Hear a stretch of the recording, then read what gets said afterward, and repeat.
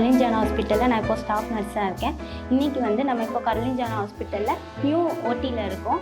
வாங்க நம்ம இப்போ ஒரு ஹாஸ்பிட்டலுக்கு ஸ்டெர்லைஸ் ரொம்ப முக்கியம். இப்போ ஸ்டெர்லைஸ் எப்படி பண்ணலாம் நம்ம பார்க்கலாம் வாங்க.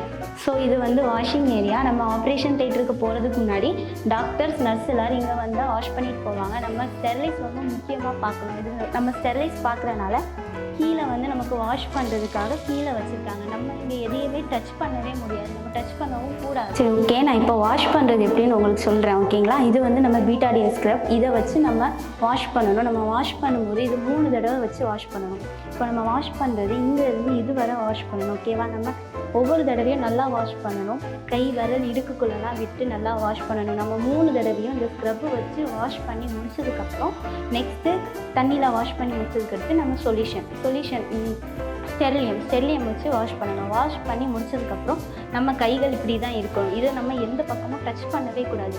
டச் பண்ணாமல் நம்ம அப்படியே தேட்டருக்கு போகணும். தேட்டருக்கு போனதும் முக்கியமாக ஸ்டெர்லைஸ் ரொம்ப முக்கியம். நம்ம தேட்டருக்குள்ளே போகும்போது கேப், மாஸ்க், செப்பல்ஸ் இது எல்லாமே முதல்ல போட்டுட்டு தான் போகணும். உள்ளே போனதுக்கப்புறம் நம்ம யாரையுமே டச் பண்ணவே கூடாது. சரி ஓகே, இப்போ நீங்கள் பார்த்துருப்பீங்க நான் வெளியே நிற்கிற வரைக்கும் கேப் மாஸ்க் போடவே இல்லை. இப்போ நான் தேட்டருக்குள்ளே போகிறேன். ஏன்னா ஸ்டெர்லைஸ் ரொம்ப முக்கியம், அதனால் நான் கேப் மாஸ்க் போட்டிருக்கேன். சரி வாங்க பார்க்கலாம்.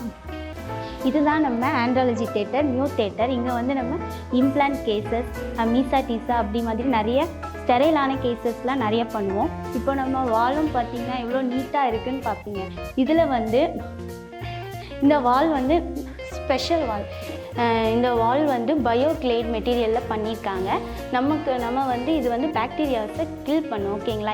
மேலுக்கு வந்து சர்ஜரி நடக்கும்போது, மீசா டீசா அந்த சர்ஜரி நடக்கும்போது ஸ்பெர்ம் எடுத்து அந்த பக்கத்தில் இருக்க எம்ப்ரியாலஜிஸ்ட்டுக்கு கொடுக்கணும். நம்ம ஒவ்வொரு தடவையும் வெளியே போய் கொடுக்க முடியாது. அதனால இந்த பக்கம் இப்படி ஒரு பாக்ஸ் இருக்குது. இந்த பாக்ஸ் வழியாக தான் நம்ம கொடுப்போம். அந்த பக்கம் எம்ப்ரியாலஜிஸ்ட் வந்து மைக்ரோஸ்கோப்பில் டெஸ்ட் பண்ணி எது ஒன்றுனா நம்மளுக்கு இந்த வழியாக சொல்லுவாங்க. ஸோ நம்ம இப்போது அப்பளை பார்த்தது வந்து OT1, இது வந்து OT2. இங்கே வந்து ஃபீமேல்ஸ்க்குள்ள IVF அதுக்குள்ள ப்ரொசீஜர்லாம் இங்கே தான் நடக்கும். இங்கேருந்து எக்ஸ் எடுப்பாங்க. இது வழியாக தான் நம்ம உள்ளே போய் எம்ப்ரியாலஜிஸ்ட் என்னென்ன பண்ணுறாங்க. ஓகே, நம்ம இப்போ அந்த தியேட்டரில் சொன்னால பயோக்ளேட், அதே மாதிரி தான் இந்த IVF தியேட்டர்லேயும் அதே வால் ப்ரொசீஜர் தான் இதுலேயும் நம்ம ஆட் பண்ணியிருக்கோம் சரிங்களா. ஓகே, இந்த வீடியோ பிடிச்சிருந்துச்சுன்னா லைக் பண்ணுங்கள், ஷேர் பண்ணுங்கள்.